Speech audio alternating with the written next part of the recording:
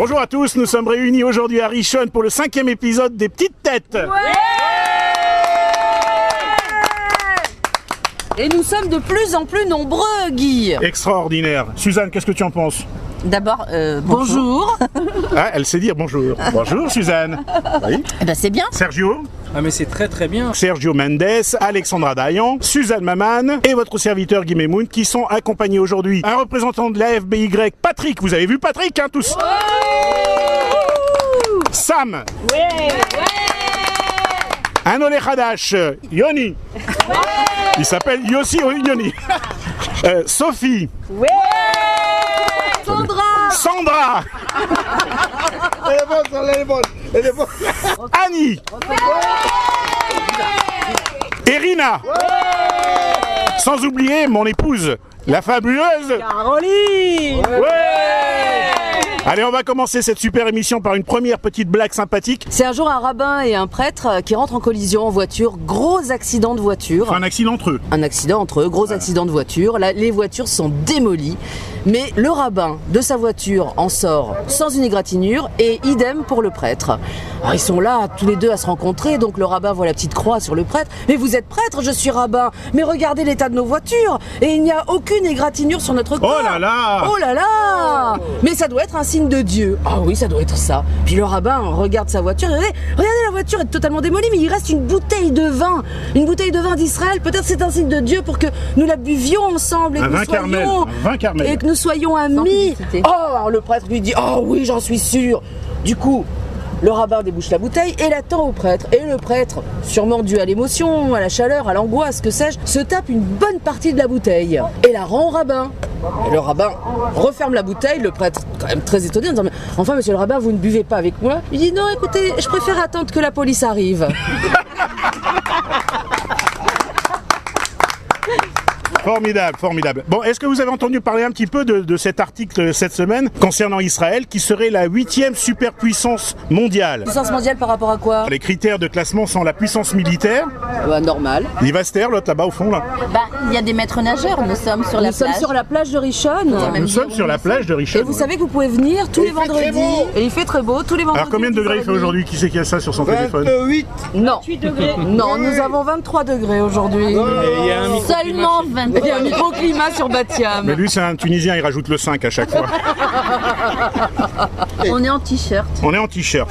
Alors Israël, 8e superpuissance mondiale, sur des critères de classement qui sont la puissance militaire, l'influence internationale. Ah bon? Oui, l'influence internationale. Bah écoutez, dans le monde entier on parle d'Israël. Hein. Ça c'est vrai. Voilà. C'est sûr que Même quand il se y a passe pas un rien, journal on parle toujours télévisé. d'Israël. Bah, Israël, c'est le sujet primordial de l'ensemble de la planète et les alliances internationales. Alors vous y croyez, vous, que Israël soit juste derrière la France? Derrière la France? Oui. Non. Pas sûr. Pas sûr. Voilà. Hein, personne n'y croit. Bah, enfin, en tous les cas, les journalistes de Libé, du Parisien, etc., eux l'affirment. Alors écoutez, ça fait 1 an que je suis ici, je le dis souvent. 1 an et 1 mois exactement. On a même fêté ça. Oui, c'est vrai, on a même fêté ça. Mais donc je suis au Ola Hadasha depuis 1 an et 2 mois à peu près. C'est pas un coup de gueule que j'ai envie de passer, j'ai pas envie d'être négatif parce que je suis vraiment heureuse d'être ici et de vivre ici. Et ma vie a vraiment changé depuis que je suis ici. Mais il y a quand même un mais parce que Ola Hadasha, Olim Hadashim, c'est pas un métier facile, on va dire. Peut-être que Yoni peut en toucher un mot, puisque nous en dire un mot, puisque ça fait maintenant seulement 2 mois que tu es là, Yoni, c'est ça? On l'applaudit quand même, Yoni. Allez. Il est courageux, il est venu en Israël et maintenant il habite à Rishon avec nous. Hein. C'est vrai. C'est un Rishonois, ou un Rishonim, ou un Rishonné, comment tu veux l'appeler? Yoni, est-ce que c'est difficile pour toi, là, ces 2 premiers mois? Quelles sont tes difficultés aujourd'hui pour toi qui t'installes? Honnêtement. Si tu en as. Moi j'ai des difficultés au niveau du travail parce que bon, d'après ce que j'ai entendu, d'après ce que beaucoup de personnes m'ont dit, il faut que d'abord faire l'ulpan et pas travailler pendant 6 mois. Maintenant le problème c'est que j'ai besoin de travailler, j'ai toujours travaillé. Au niveau du travail c'est difficile. Alors Yoni, moi je peux juste te donner un conseil, le conseil d'une Ola Hadasha. Je te jure que l'ulpan, c'est digne d'un travail. Quand on se met vraiment dans l'ulpan. Mais je pense que financièrement. Maintenant c'est financièrement dont tu parles. Alors effectivement, c'est toute la problématique quand on arrive ici, on parle pas la langue, comment arriver à trouver du travail. C'est surtout l'acceptation à un moment donné de laisser tomber sa vie, la vie qu'on a connue auparavant. C'est une renaissance. C'est une renaissance et de recommencer à zéro. Et recommencer à zéro, c'est aussi, c'est dans un premier temps d'oublier les diplômes qu'on a pu avoir en France, les métiers qu'on a pu avoir en France, le salaire qu'on a pu avoir en France. Et le confort. Et le confort, hein, c'est d'accepter parce qu'on voilà, autour de cette table, on doit tout remettre en question. On doit tout remettre en question. Autour de cette table, il y a des gens qui ont eu des très bons salaires en France, qui ont eu des métiers formidables et qui aujourd'hui sont femmes de ménage, auxiliaires de vie, coursiers.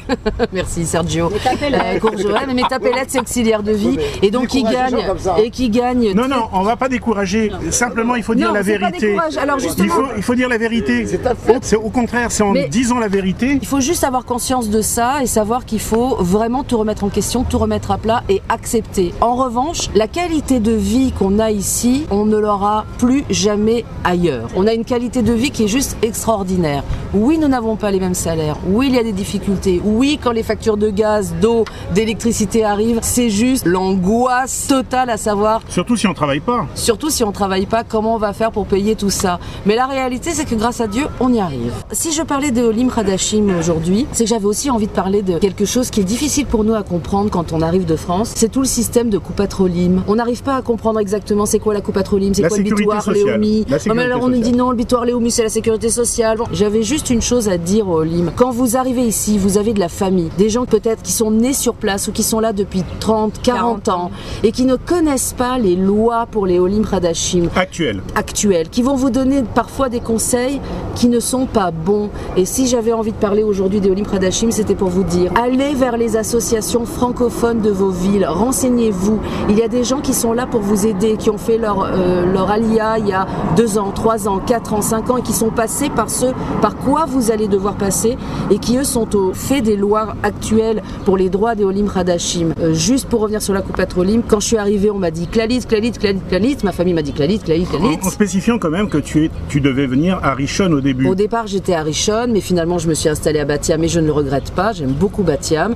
En plus, aujourd'hui, il y a Patrick, le trésorier de l'association francophone de Bat-Yam. Et je suis ravie qu'on soit enfin deux. Bonjour Patrick. Bonjour tout le monde. Et donc, tout ça pour vous dire, au départ, on m'avait dit Clalit et que finalement, au bout d'un an, ça a été un peu la galère, mais finalement, je m'en suis sortie. Mais il a fallu changer de Coupat-Olim. En expliquant pourquoi quand même. Oui, il faut savoir qu'en fait, ça ne veut pas dire que la Clalit soit pas bien et que la Maccabi soit mieux ou que la Meouchedet soit mieux. Suivant les villes où vous vous installez, suivant les régions dans lesquelles vous allez vous installer en Israël, renseignez-vous vraiment quelle est la Coupat-Olim la plus implantée, la plus intéressante pour vous et là où vous allez trouver dans un premier temps au moins des médecins francophones parce que vous allez en avoir besoin. Si vous habitez dans le Merkaz, c'est-à-dire le centre d'Israël, ça sera plutôt Maccabi et pas Clalit. Si vous habitez du côté de Jérusalem, ça sera plus Clalit que Maccabi. Si vous habitez à Netanya ou à Ashdod, je n'en sais rien, Guy va pouvoir vous répondre. Bref, tournez-vous vers les... J'habite pas à Netanya. Non, mais toi, tu t'occupes des Olim, donc tu sais. Tournez-vous vers les associations françaises qui vont pouvoir vous aider. N'écoutez pas trop vos familles qui sont installées depuis longtemps et qui ne sont pas au fait. Voilà. J'ai fini. Bravo, on l'applaudit. Sergio. C'est gentil. C'est la roulette. C'était la surprise. Il va essayer par. Bon. Ça sera toi. Bon, un invité arabe qui est donc invité par Sarkozy. À l'époque de la présidence de Sarkozy, il les a tous invités, lui, on va dire. Donc il le conduit vers le jardin et il voit une grande piscine et il décide d'aller y nager. Donc Sarkozy ou l'arabe? Non, l'arabe. Sarkozy, c'est la sienne. Donc bon, il décide d'aller se changer et pendant ce temps, Sarkozy met un crocodile dans la piscine. Oh là là. Bah écoute, voilà. Hein, donc l'arabe revient et il s'apprête à sauter et il s'arrête juste avant d'y rentrer et il dit Sartek, Sarkozy, hein, la piscine Lacoste. Elle est bonne. Allez, Suzanne derrière. Arrête de rigoler, vas-y, attaque. Reprends ton souffle. Bah, j'en ai une petite, allez. Je vous dis quand même, on coupe, hein, vous inquiétez pas, c'est du montage. Alors, vas-y. Voilà. C'est une petite. Attends. Sergio, est-ce que tu en as une autre petite? Oui, j'en ai une petite. Il y a une petite. Alors. Ta femme doit être contente. Papa, oui ma puce, tu m'as menti. Mais qu'est-ce qu'il y a? Tu m'as dit que si j'avais une relation sexuelle avant 15 ans, c'était dangereux et que mon copain pouvait en mourir. Il va mourir ma fille, il va mourir. Ouais, allez, un petit fait d'actualité. Est-ce que vous avez entendu parler du BDS qui est depuis quelques jours out of order? Par l'intermédiaire de notre hacker national que l'on surnomme Ulcan Grégory Shelley, le site du BDS a sauté. Et on peut féliciter Grégory Shelley. Il est détesté par les Français, il est détesté par la police en France, il est détesté par les services judiciaires en France, Grégory Shelley. Il y a même eu un bruit qui a couru il y a quelques mois disant que Grégory Shelley était extradé vers la France, arrêté, enfin etc. Alors que c'était une fausse info. Bravo, voilà. L'Europe, qui est spécialiste du chômage mondial, réussit avec la complicité du BDS à implanter le chômage des Palestiniens en Israël. 450 Arabes israéliens ont été mis au chômage grâce à BDS. On peut les applaudir, BDS. Merci BDS. Merci BDS. C'est une blague de Suzanne. Un aubergiste autrichien a accueilli un couple de juifs. Et il leur dit ici, nous n'acceptons pas les juifs. Eux, ils mentent, ils disent nous ne sommes pas juifs, mais chrétiens. Alors il leur dit mais si vous êtes chrétien, je vais vous poser des questions. Si vous n'êtes pas juif, dites-moi alors qui est le fils de Dieu? Alors ils répondent bah, c'est Jésus et il est né dans une étable à Bethléem. Et pourquoi est-il né dans une étable à Bethléem? À cause d'un sale type comme vous qui n'a pas voulu louer des Qui n'a pas voulu une chambre à des juifs. Elle est bonne, elle est bonne. Est-ce que tout le monde l'a entendu? Parce qu'on va pas leur faire une troisième quand même. Hein. Bon. De toute façon, je pourrais pas parler plus fort. Qu'est-ce qui t'arrive? Je peux pas parler plus fort. Qu'est-ce qui t'arrive, ma Suzanne? Rien. Bon, rien. Après sa tournée triomphale, François Hollande commence à recevoir un revers de médaille. Après la perte de milliards d'euros avec son refus de vendre le navire Mistral, vous avez entendu parler de cette histoire, non? Ouais. Le fameux navire Mistral qui a été commandé par les Russes et qui n'a pas été livré par les Français, qui ont même annulé la commande. Maintenant, il se retrouve dans l'obligation de rembourser plus d'1,3 milliard à la Russie. L'Inde, qui s'était engagée à commander des avions Rafale à François Hollande et à la France, a annulé sa commande historique de 126 Rafales. Et pour quelle raison? Pour ce qu'on vient d'annoncer. Pour ça aussi? Oui, et puis également aussi et surtout parce que Vladimir Poutine a décidé de leur vendre des MiG-23 à meilleur prix. Ah voilà, c'est ça. Et voilà. C'est la revanche de Vladimir Poutine par rapport à la France. Il avait dit déjà qu'il allait boycotter les produits français, donc la Russie s'est retournée ensuite vers Israël pour avoir tous les produits agroalimentaires qui leur manquaient. Et maintenant, c'est au niveau de l'armement. La France, elle est vraiment mal barrée. À un moment ou un autre, l'Iran, peut-être pas tout de suite, mais l'Iran finira aussi par annuler ses commandes. Allez, une petite. Elle en a une petite aussi. Ouais, aussi, on a tous une petite. C'est une version de la fontaine moderne, le corbeau et le renard. Wow. Le corbeau sur un arbre perché ne foutait rien de la journée. Le lapin, voyant le corbeau, l'interpella et lui dit aussitôt « Moi aussi, comme toi, puis-je m'asseoir et ne rien foutre du matin jusqu'au soir ?» Le corbeau lui répondit de sa branche « Bien sûr, ami de la queue blanche, dans l'herbe aussi tu peux te coucher et aussi de la vie profiter. » Blanc Lapin s'assit alors par terre et sous l'arbre resta rien faire. Tant et si bien qu'un renard affamé, voyant aussi le lapin somnoler, s'approcha du rongeur en silence et d'une bouchée en fit sa pitance. Moralité, pour rester assis à ne rien foutre, il vaut mieux être très haut placé. Ah, bravo. Belle moralité.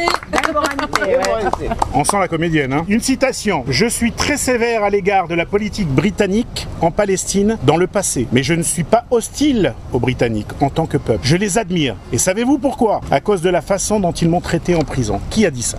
Un petit indice quand même. Ah ouais, un indice, parce que là... Bah écoutez, tout est dans le texte. Hein. C'est israélien? Bah oui. Paul Dameir. C'est quelqu'un qui est parti en prison. Ah, Moshe Dayan. Bravo. On l'applaudit. Quelle culture.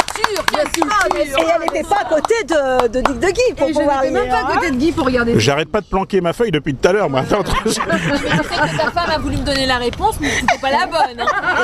Vous avez entendu parler d'un projet en Israël, donc à Tel Aviv. Il parle d'un projet futuriste qui a été conçu par la NASA. Il y a un nouveau moyen de transport aérien qui va révolutionner la ville de Tel Aviv. C'est la première ville au monde qui va mettre ça en place. Il s'agit du Skytrain. C'est des nacelles de 2 places qui vont se déplacer sur une route aérienne autoguidée. Alors dans quelques mois, ça va commencer à se construire. Ils vont construire des rails, on va dire, dans les airs, qui va faire donc du port de Tel Aviv à Atidiv. Juste pour comparer, une ligne de métro, par exemple, si on a comparé ça à New York, 1 kilomètre coûte par exemple à la ville de New York 2 milliards de dollars. Et là, le kilomètre coûte 8 millions de dollars. Donc à Tel Aviv, c'est beaucoup plus économique. Ça va flotter, on va dire, à 100 km/h. Et tout simplement parce que la ville de Tel Aviv ne peut pas se permettre ni de creuser. C'est déjà une très petite ville. Alors bravo Tel Aviv. Bravo la NASA, bravo Tel Aviv, c'est super futuriste. Alors on va parler d'une soirée qui s'effectue le 23 mars et qui a été organisée par la FBY et la FRL. C'est à l'occasion de Pourim. Ça va se passer donc le 23 mars à Batiam. Et j'aimerais savoir si quelqu'un autour de cette table sait pour quelle raison le jour de Pourim on joue. Pourquoi on joue au quart, pourquoi on joue au dé, pourquoi les juifs jouent. Moi, je ne sais pas pour quelle raison. C'est son joueur, non, peut-être déjà. Non. Patrick, qui est le représentant de la FBY aujourd'hui ici avec nous. Personnellement, je ne sais pas, mais en principe, on boit beaucoup, c'est un fait. Et pourquoi on doit De boire? toute façon, c'est une religion d'alcoolique. Hein. Ça c'est clair. Oui, puisqu'on fait le kiddush avec du vin. Voilà. Comme matin, midi et soir. Non, on boit pour nos hommes éternels, pour essayer d'oublier tous les malheurs qu'ont eu tous les juifs en ce temps-là. D'après la religion, ils disent il faut boire de manière à ne plus reconnaître entre le bon et le mauvais. C'est-à-dire, voilà. Entre Aman et Mordechai. Aman et Mordechai, oui. Jusqu'au point de confondre Aman et Mordechai. Voilà. Donc il faut se bourrer la gueule, ça c'est fait. Et pourquoi jouer? on joue On joue parce qu'on est heureux. Pour gagner de l'argent, pour se refaire. Mais on gagne de l'argent toute l'année. Pourquoi ce jour-là en particulier? Parce qu'on va gagner sur le compte des copains.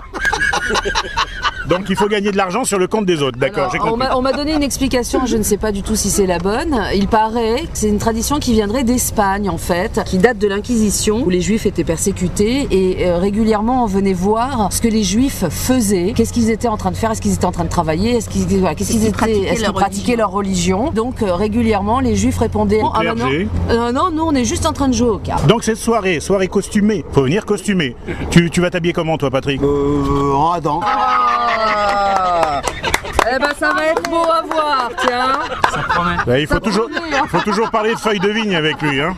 Et son épouse en Ève, elle est ravie au fond de la table. Oui. Alors, soirée costumée pour Pourim, une soirée casino qui s'effectuera le 23 mars à partir de 20h30. Ça se déroule au centre Bet Sadik 4 Shaul Ameler à Batiam, c'est ça? Exactement. Qu'est-ce qu'il y aura comme jeu? On va avoir d'abord la roulette, après il va y avoir le poker, une table de poker, des gens qui peuvent jouer au rami, à la belote, au blackjack, pardon. Jack Black, c'est sympa, ouais. Il pense encore à boire. Encore un JB quoi. Encore un JB. Voilà. Vous êtes sûr que c'est le trésorier le mec? Moi je pense plutôt le tenancier, le tenancier. On va parler également un petit peu de l'immobilier ici à Rishon. On a la chance d'avoir avec nous Annie Goldstein, qu'on applaudit très fort. Annie, tu vas nous parler un petit peu de l'immobilier à Rishon et d'immobilier en général sur Israël. Il paraît que ça augmente et que c'est infernal. Raconte-nous. Et pourquoi ça augmente comme ça? Moi, je vais dire peut-être qu'on est dans l'inflation, on ne se rend pas compte encore. Parce que tout augmente en fait. Je ne connais pas tout Israël, mais je vais parler pour Rishon. Et c'est vrai que les 6 derniers mois, on a augmenté en moyenne à 8% sur tout ce qu'on avait et comme prix. Et c'est beaucoup. Il y a un an, on a perdu 20% sur le shekel. On est dans une inflation galopante. Alors comment font les Israéliens, les jeunes couples qui veulent aujourd'hui acheter ou louer, qu'est-ce qu'ils font? Ils ont des parents d'abord. Et puis ensuite, le gouvernement leur donne de l'espoir. Ils attendent que le gouvernement fasse quelque chose. Est-ce que tu peux donner quelques exemples de prix sur Rishon? Allez, un 3 pièces, un 4 pièces, dans le vieux, dans le jeune. Le vieux et le jeune se rassemblent. Le moderne. Le moderne, ils se regroupent. Les gens ne font même plus de différence entre ce qui est neuf et ce qui est vieux, entre ce qui est dans un quartier ou un autre. Et ça, c'est un peu gênant parce qu'on est de plus en plus limité. On dit parfois le mètre carré vaut comme ça, en moyenne 20 000 shekels, mais ça c'est à l'achat, mais à la location. À la location, alors on a un 3 pièces, il ne faut pas compter moins de 3005 et ça quand on dit 3500 shekels, on n'a pas d'ascenseur, c'est pas dans du neuf et il faut le chercher vraiment à la loupe. Et c'est généralisé sur tout Israël? Je ne peux pas parler pour tout Israël, je parle pour Rishon en tout cas et c'est comme ça, c'est généralisé à peu près. Ouais. Alors à Batiam, c'est limitrophe de Rishon, à Batiam, qu'est-ce que tu en penses des prix? Pareil, c'est le même chose? Je crois qu'ils se sont mis au même niveau parce que moi Ils se sont alignés. Ouais. Est-ce que le fait qu'il y ait de plus en plus de Français qui arrivent justement avec, c'est ce que pensent en tout cas les Israéliens, que les Français arrivent avec beaucoup d'argent, puisque la retraite française, le minimum retraite est bien plus élevé par exemple qu'un minimum retraite pour les Russes ou les Ukrainiens. Donc ça veut dire que les Français arrivent avec de l'argent. Est-ce que justement le fait qu'énormément de Français arrivent en ce moment en Israël, ça ne fait pas un peu basculer ces prix au niveau de l'immobilier? Il y a un rapport ou pas du tout? Je peux peut-être déjà dire quelque chose, c'est qu'il faut relativiser quand même. Quand on dit qu'il y a beaucoup de Français qui viennent en Israël, cette année il y a eu 8500 Français. C'est rien. 8500 Français. L'année qui vient, l'agent juive et le Misra d'Aklita prévoient 20 000. Mais même 20 000 par rapport au nombre de logements, ça ne peut pas justifier cette augmentation. Vous parlez des Olim, mais ce qui s'est passé en fait il y a quelques années, c'est que des Juifs qui continuent à habiter l'étranger ont acheté des appartements à Jérusalem, à Tel Aviv, à Netanya. Et ont fait flamber les prix. Et ont fait flamber les prix. Ce ne sont pas des gens qui ont fait l'Aliyah. Et pas forcément des Français. Et ce sont des appartements qui sont fermés. Mais il y a une loi qui a été faite dernièrement concernant ces appartements qui sont fermés. Franchement, les Olim, ils sont pas tous riches d'abord. Oui, ça c'est vrai, je confirme. Alors il faut pas croire que nous par exemple les agents, nous travaillons beaucoup de fois pour rien faire parce que l'Olim n'achète pas. L'Olim se débrouille beaucoup de fois tout seul, donc c'est pas lui qui a fait flamber les prix, franchement. Non, ce sont les étrangers, d'ailleurs, pas seulement les Français. Ce sont les riches comme toujours, partout au monde.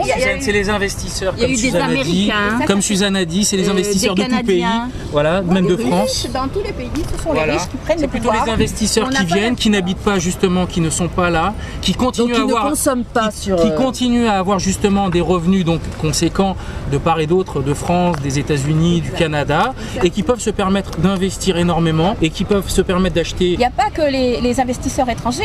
Il faut d'abord comprendre aussi qu'en Israël, il y a des gens qui ont beaucoup d'argent et qui achètent aussi à l'investissement parce qu'ils ne gardent pas leur argent à la banque. Parce que l'argent ne rapporte rien à la banque. Rien à la banque. Donc dès que quelqu'un a un petit million, il le pose directement dans des petits appartements de 1-3 pièces par exemple, qui est très difficile à Et ils font du plus-value là-dessus. C'est comme ça, mais ça sert aussi à faire de la location parce que sinon personne n'aurait de quoi louer. Une petite question quand même, je ne sais pas qui pourra répondre, mais quel est le salaire moyen d'un Israélien? Dans les 4500 à 5000 shekels. Non, le salaire moyen.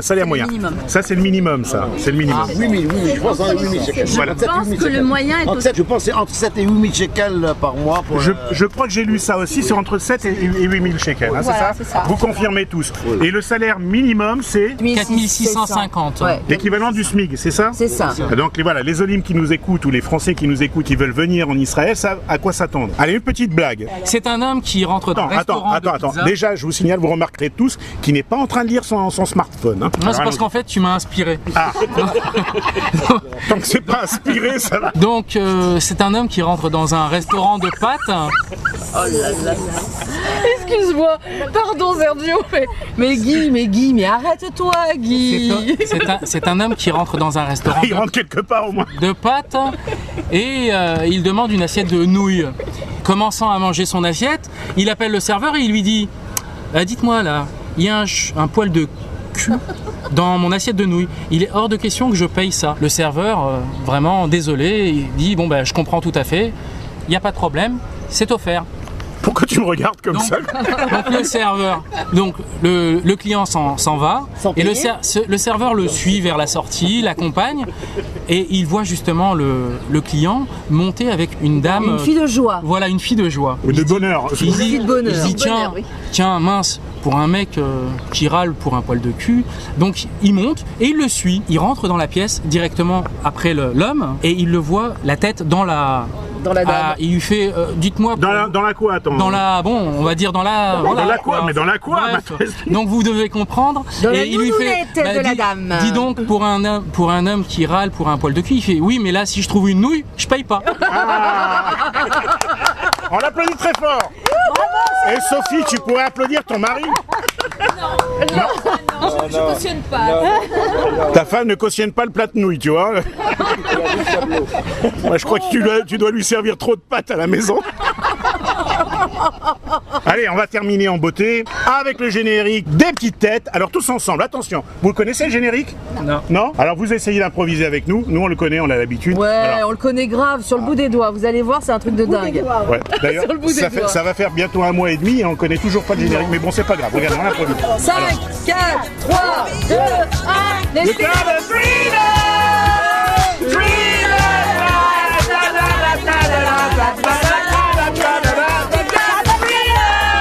Shabbat shalom à tous. Shabbat shalom. Shabbat shalom. Shabbat shalom. Shabbat shalom. Shabbat shalom. À la semaine prochaine.